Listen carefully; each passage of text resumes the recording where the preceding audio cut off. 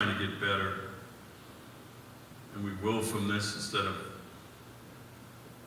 the standard, well, you know, there's only so much we could do. We worked as hard as we could and all that, which is true. But if you want the public to have full faith and confidence in what you're doing, you have to acknowledge when we have some shortfalls. Yeah, we dropped the ball on that. We got to tighten that up. Because that'll give the public the confidence that at least we're trying to get better.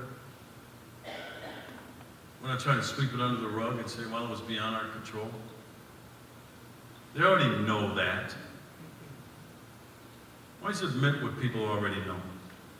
Okay, enough about that.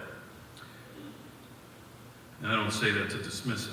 I spent more time on it than I had planned. I only get a half hour, and I know I'm standing between you and lunch.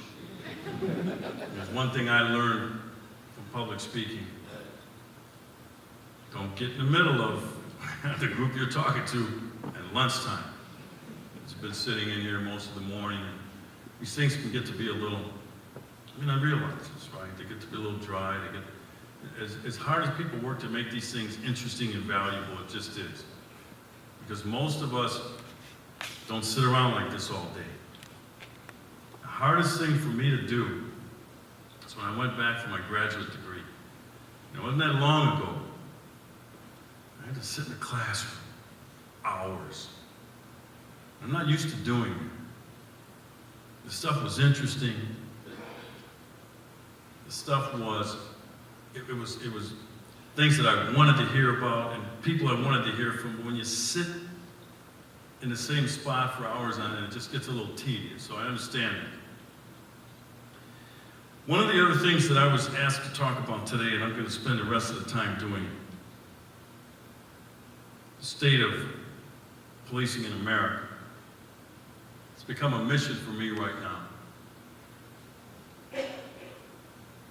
Most of you are well aware of what's going on, the profession of policing. And yes, war has been declared on the American police officer, and I said it in December of 2014. When two of NYPD's finest, Wenjin Liu and Rafael Ramos, were gunned down as they sat in their cruisers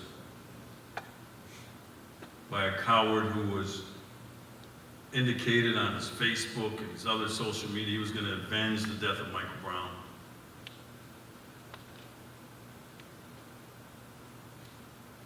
The tragic incident, yes, I say tragic, that happened in Ferguson, Missouri, was a long way away from New York City. That's why I said come into a town near you.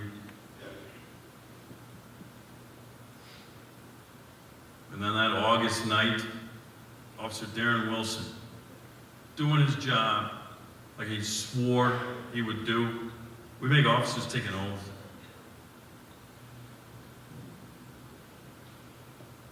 Gave a simple command to Mike Brown, who, by the way, as you know, just strong-armed a convenience store clerk who was half his size. We didn't hear about that, did we? I mean, we don't hear a lot made about that, especially in our age of bullying. Mike Brown's a good-sized man. This convenience store clerk didn't have a chance to try to protect the property in the store. Mike Brown had been pushing people around most of his life, probably because of his physical size, but not only that, because of his attitude. He had a chip on his shoulder. Darren Wilson gave him a simple command.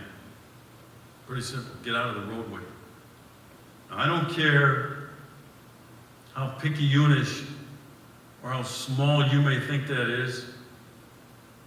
It's still an ordinance. We don't want people walking in the street. Why? Because streets were made for motor vehicles. Sidewalks are made for pedestrians in those areas that have them. It's how we maintain order, and it's how we keep people safe, right? We don't want cars mowing people down. When a car goes up on the sidewalk, we're all outraged. Because why? That's for pedestrians. It's like a guy doing up on the sidewalk in his motor vehicle.